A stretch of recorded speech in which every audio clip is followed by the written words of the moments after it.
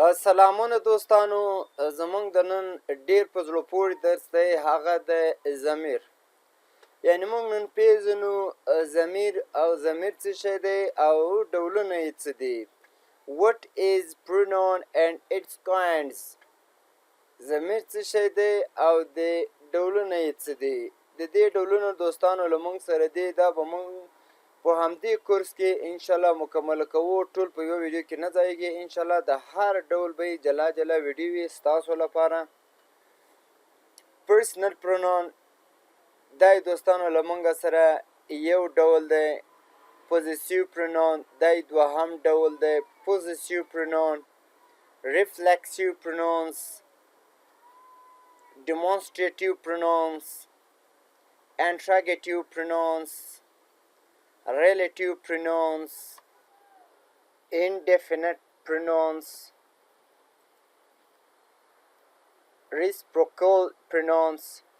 دا به دوستانو موږ هر ډول په جلا جلا ویډیو کې ډیر په وضاحت سره ډیر په ډیټیل سره زده کوو. نن دوستانو موږ زده کوو پرسنل پروناونز، یعنی اول ډول د ضمیر. او ضمیر موږ پیژنو چې دا ضمیر څه شی دی. What is pronoun؟ ضمیر څه شی دی؟ دا د دې تعریف یا پیژندنه ده. A pronoun is a word that is used instead of a noun to avoid repeating the noun again and again. A pronoun is a word that is used instead of a noun to avoid repeating the noun again and again. ضمیر هغه کلمه ده چې د نوم پر ځای کارول کیږي. بس ساده یو مثال همدا دی. ضمیر هغه کلمه ده چې د نوم په ځای یا د اسم پر ځای کارول کیږي ترڅو د نوم بیا تکرار مخه ونیول شي، دې ته ضمیر وایي. لکه دوستانو Ali is my friend. Ali is my friend. علي زما ملګری دی. په دې جمله کې دوستانو علي یو نوم دی. علي د یو کس نوم دی یا اسم دی. He is very kind. هغه ډیر مهربان دی. دا د هی کلمه دوستانو موږ د علي پر ځای کارولې ده. یعنی موږ بیا د علي نوم بار بار نه اخلو، موږ وایو هغه ډیر مهربان دی. He is very kind. دوستانو دا زموږ ضمیر سو. ضمیر یعنی د نوم بیا تکرارولو مخه د نیولو لپاره کارول کیږي. نو دا دوستانو د ضمیر پیژندنه. اوس زه دوستانو د دې ډولو ته هغه ډولونه یې زده کوو چې ډولونه د دې څه دي. او نن خاص دوستانو مونږ یو ډول د دې ضمیر زده کوو، ځکه چې بیا ویډیو غټیږي. نور به انشاءالله پر روانو ویډیوګانو کې زده کوو. پرسنل پروناونز، شخصي ضمیرونه. Personal pronouns، شخصي ضمیرونه دا څه دي؟ refer to specific people or thing. دا د دې پیژندنه ده.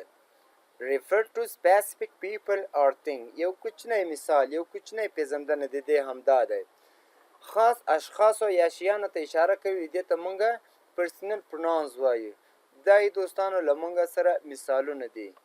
لکه آی، زه، یو، ته، هی، هغه، شي د ښځې لپاره یعنی شي د مونث لپاره، اټ د شیانو لپاره، د کوچنیانو لپاره، وی، مونږ، دی، دوی، می، ماته، هم، هغه ته، هر، هغې ته، اس، دوی ته، دم، هم دوی ته.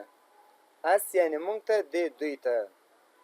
دا له مونږ سره د پرسنل پروناون مثالونه سو.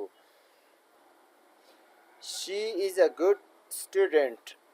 هغه یوه ښه زده کوونکې ده. شي چې ده دوستانو له مونږ سره ضمیر دی. فرض د مثال د یوې انجلۍ نوم اسما دی، نو د اسما په ځای باندې مونږ د ضمیر چې کاروو هغه له مونږ سره شي دی، یعنی she is a good student. هغه یوه ښه زده کوونکې ده. They are playing outside. They are playing outside. هغوی بهر لوبې کوي، یعنی دوی بهر لوبې کوي. دوستانو دا و زمونږ د نن ورځې درس. انشاءالله را روانه ویډیو به زمونږ د دوهم ډول پروناون وي. نو تاسو که داسې وي زموږ چینل کې نوي یاست، چینل سره لایک، سبسکرایب او شیر کړئ.